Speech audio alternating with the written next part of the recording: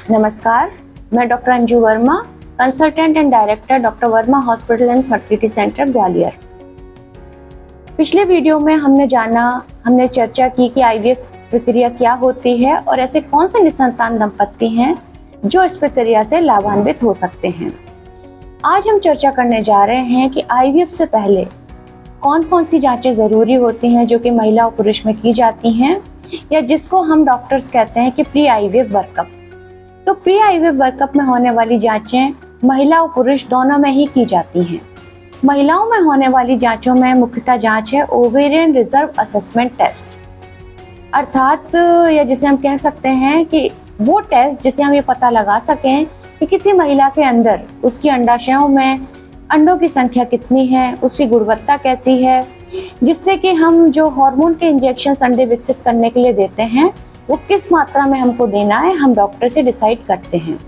तो ovarian reserve test एक important test है जो सामान्यतः माहवारी के दूसरे या तीसरे दिन किया जाता है। ये टेस्ट हम ब्लड के द्वारा भी कर सकते हैं और हम अल्ट्रासाउंड के द्वारा भी कर सकते हैं।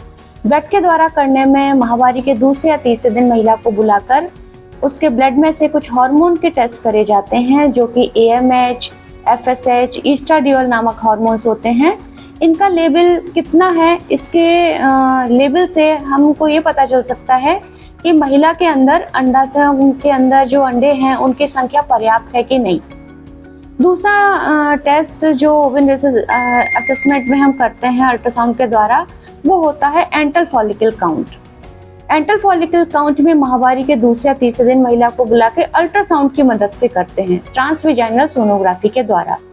इस टेस्ट में महिला के दोनों अंडाशयों में अंडों की संख्या को गिनते हैं और ये पता लगाते हैं कि एंटल फॉलिकल काउंट जो छोटी छोटी फॉलिकल्स होती हैं वो संख्या में कितनी है।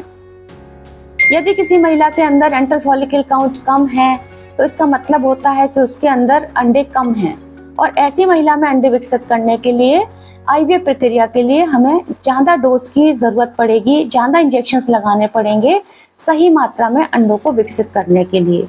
कभी कभी एंटल फॉलिकल काउंट बहुत ज़्यादा होती है जो कि हमें ये बताती है कि महिला बहुत हाइपर रिस्पॉन्सिव है। इसको थोड़ा सा भी यदि हम इंजेक्शन का डोज देंगे तो ये महिला की अंडाशय अति उत्तेजित हो सकते हैं, जिसको हम हाइपर स्टिमुलेशन कहते हैं। तो यदि हमें एंटल फॉलिकल काउंट करके पता लग जाता है कि महिला को किस डोज में इंजेक्शंस देना है, महिला की अंडाशयों की क्या प्रतिक्रिया होगी, ये हम डॉक्टर्स को उसके अंडों को डेवलप करने में बहुत ज़्यादा मदद करती है।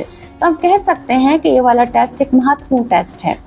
दूसरा टेस्ट पुरुषों में किया जाता है जिसको हम कहते हैं semen analysis test. Semen analysis में पुरुष साथी के वीर्य में शुक्राणु की कितनी संख्या है, उनकी किस तरह की मोटिलिटी है, कैसी गुणवत्ता है, उनकी मार्फोलॉजी कैसी है, उनका आकार प्रकार कैसा है, ये सब इस टेस्ट के द्वारा पता लगाया जाता है। और सीमन एनालिसिस टेस्ट माइक्रोस्कोप के द्वारा होता है।